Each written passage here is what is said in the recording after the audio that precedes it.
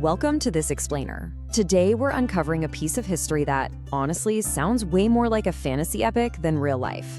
We're looking at King Josiah, and we're going to see how one unexpectedly committed individual literally altered the destiny of an entire ancient nation. Okay, imagine a kingdom teetering right on the brink of total spiritual and moral collapse. And then, suddenly, the crown is handed over to an 8-year-old boy. I mean, how could a child possibly save a crumbling nation? It sounds completely unbelievable, right? But this is rooted in real ancient history. Let's jump right into part 1, the burden of an 8-year-old king. So, Josiah inherited what can only be described as an absolute nightmare. His grandfather and his father had basically plunged the kingdom into rampant corruption and idolatry.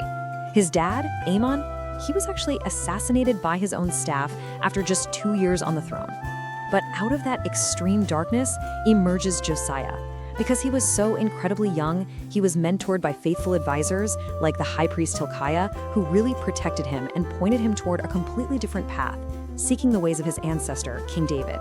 And his maturation was just incredibly rapid. Crowned at 8, he doesn't stay a puppet for very long. By 16, he's actively seeking God for himself. This wasn't just his advisors pushing him anymore. By 20, he initiates massive nationwide reforms. And by 26, he begins restoring the ruined temple in Jerusalem. He literally transforms from this innocent boy monarch into a highly decisive, driven leader in a remarkably short span of time. Which brings us to part 2, sparking a spiritual revolution. Josiah didn't just change his own personal habits. He took sweeping, genuinely dangerous action. Step 1, he purged the capital of idols. Step 2, he literally ground the altars of Baal to powder, even burning the bones of corrupt priests on their own altars. And step 3, he expanded this purification northward.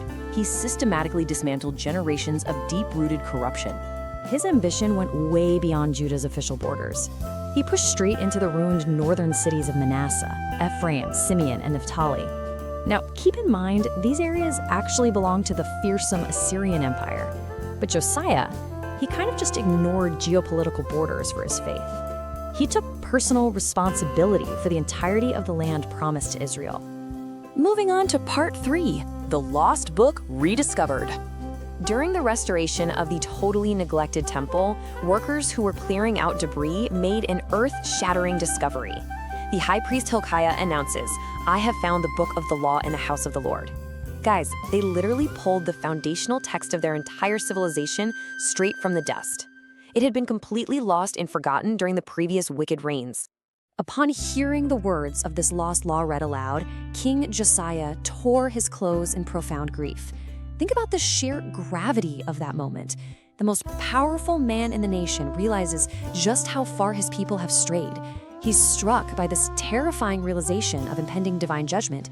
It demonstrates just incredible, raw humility. To figure out what to do, Josiah consults the prophetess Huldah, and she delivers a really mixed message. First, judgment upon Judah is inevitable because of the generations of past sins. The nation has simply gone way too far. But second, God specifically acknowledges Josiah's tender, humble heart. And finally, she promises that Josiah will be gathered to his grave in peace before this massive destruction hits. So it acts as this crucial foreshadowing, personal comfort for the king, but absolute doom for the nation. Let's look at part 4, Judah's brief golden era. Josiah's religious devotion actually translated into massive, tangible improvements for everyday people. He eradicated horrific practices like child sacrifice, he renewed social justice for the poor and widowed, and he centralized worship. He even threw the greatest Passover celebration since the days of the judges. All of this led to incredible economic prosperity and territorial expansion.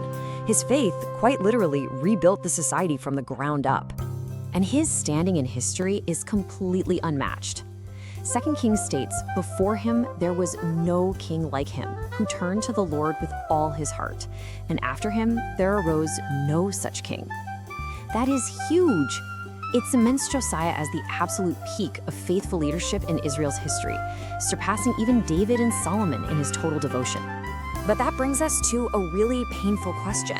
How did this unprecedented golden era end so abruptly? Because despite all this incredible domestic success, a dark geopolitical storm was brewing on the horizon that was going to change absolutely everything. And that leads us to part 5, the tragedy at Megiddo. The Assyrian Empire was collapsing, and Pharaoh Necho of Egypt was marching his massive army north to get involved. In a really tense standoff, Necho explicitly warns Josiah to stand down, claiming he was actually on a divine mission. But Josiah makes a fatal decision. He ignores the warning, disguises himself, and rides into battle to intercept the Egyptians anyway. It was a rare, deadly misstep. He ignored a warning that, ironically, the text suggests really did come from God.